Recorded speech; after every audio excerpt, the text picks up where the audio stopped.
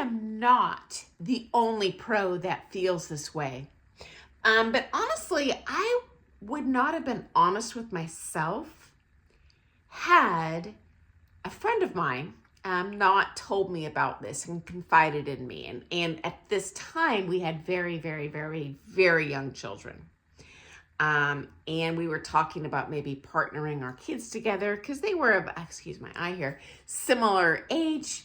And we thought, well, we've got, 2 championship level, instructor parents. They have access to free, great lessons. This person was a multi-year national title winner in the pro championship division. So we just thought, hey, why not? But he said to me, wait a second. Is this really what we want for our kids? I mean, is this really, really the life we want for our kids? And it was like being slapped in the face.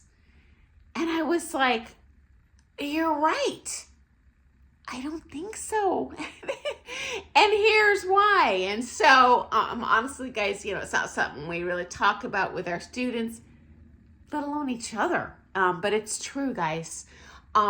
There are a lot of downsides to being a professional ballroom dancer. And so, okay, number 1, don't get me wrong. We love what we do. I would not trade this. I'm just so thankful every day. But it comes at a great cost, our whole lives. And so, for example, when you're kind of younger going up in these ranks, you sacrifice everything, okay? You don't get to do many extracurriculars or any, like, most kids, get to do. When you start very early on, as a late teen, you sacrifice your education. You pour everything into that dance education, but usually you don't go to college, okay? And I've heard pros encourage their kids to drop out of high school, because, you've got potential national champion, scrap that, you can make all this money. But what's that opportunity cost? Because as I've shared, you can start teaching and bomb and have to start another career. And even if you are successful, friends, we give up 100% until the day we retire from pro competition. We don't have 2 pennies to rub together, okay? What is that like to go out and party with your friends like most young people do? Don't ask me. What's it like to even have a single day off? I don't know what that is because I am working on this hardcore 24/7 every single week of the year. And any day, heaven forbid, I'm even out sick, I am racked with guilt. What am I not doing? Am I falling behind? There is a constant, and I'm just being honest, guys, feeling of inferiority, honestly, until you're number 1 in the world. There's a part of you that's like, I'm not good enough. They're better. I'm sorry, I'm tweaking with myself today, guys. I can see myself on this camera and it's all messed up. Anyway, there's a huge stress management of navigating that partnership. You know what? You just spend less time with your coworkers. And even if you have coworkers, it's not like you're in one coworker this close. Dealing with very stressful situations, working out real hard problems that you disagree every single day. You know what? It does, I would say, is the dancing joyful? Yes, but does it suck the joy often out of every single other aspect of your life, even eating the foods you want? What's that like to go out and have pizza? I don't know. I haven't had pizza since I was like 12 or 13. I love me some pizza. As soon as I stopped teaching, I tell my husband, I'm going to gain 20 pounds. I'm going to eat pizza every single meal, and I'm going to go to Dairy Queen and have a whole bunch of peanut butter parfaits 7 days a week. And he's like, oh, no, you're not. I'm like, yes, I am. So, I'm just being honest, guys. This does come at a great price. And again, there's no guarantees. And even, if they get to that elite level, they might bomb it as a career. And then what do you have? Or if you're crazy successful in your career, okay, this is great. Well, a lot of people don't even retire from that pro competition in the ballroom division till like late 30s, even 40 years old. Okay, well now you have nothing. Everyone else your age has like a retirement and a house. Many pros I know don't even get their own car till after they retire. We have nothing. We've given everything to getting to that level. And it is a huge sacrifice and a great risk, honestly, to your future. And I've already addressed in different videos kind of the injury aspects of that, when you compete hardcore, and then it's just, there's so much involved, guys. It's hard on your body. It's hard on your emotions. It's hard on your wallet. Okay, number 2. Yes, we do want them to know how to ballroom dance, okay? Just like anyone. Even if they've never heard of ballroom dance, they want their kid to play a sport or have refined social etiquette, or learn a musical instrument. I mean, there are many things that one will get out of doing ballroom dance as a kid. But competing, even if you're not getting for open pro, competing is a different animal, okay? And honestly, part of you kind of worries, just having been in this boat myself, if you start, you run the risk of that addiction, okay? And once you get sucked down that vortex, you're done. You're gonna give 1,000%, and in the end, are you gonna win that world title? Realistically, very unlikely. You are more likely to win the $10 million lottery. I'm just being honest.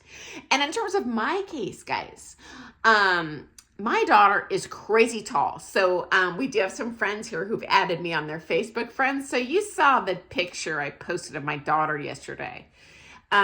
She's crazy tall. So that in itself adds an additional hurdle for her, okay? That makes, for just realistically, more limited partner options. Realistically, physically, when you are just physically very big, it is a huge risk for increase for injury. Just that force of the impact on your joints. As a professional, she would be a professional lady dancer. I have personally, and it still kind of surprises me, but I have heard male amateurs forego the opportunity to pro-am partner with someone that is a beautiful, accomplished dancer because she's tall or taller than him. And I understand, just American culture, and maybe they feel emasculated, and I get it. But, that would be an added hurdle for her, honestly, in terms of just making a living. I hate that, but I'm just sharing the realities here, friends. And next, my daughter actually enjoys other stuff more. Now, this is crazy to me because when I was her age, ever since I can remember, I wanted to dance 24/7. I was dancing alone in my room if I wasn't, dancing in a class. I mean, I love dancing, but you know what? I think sometimes we as parents, and I've seen this actually, especially outside of the pro community with amateur ballroom dance parents, they project themselves onto their child. They have this fantasy of, well, if I would have started as a kid, I'd be a champion. Well, maybe you would have, but that doesn't mean it's your kid's joy.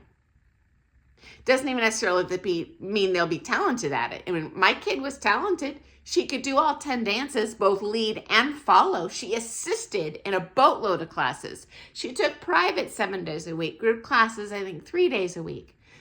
But you know what?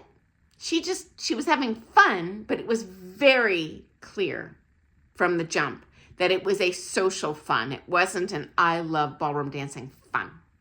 Okay, so even if she were to become a crazy, successful world champion, if you don't have the passion for something, in my opinion, it's meaningless, right? There are things in life more important than money, like fulfillment and happiness. Enjoying your job. I can't imagine having a job I didn't like. I can't even wrap my head around how much life would suck for me. And I sure hope you all love your jobs.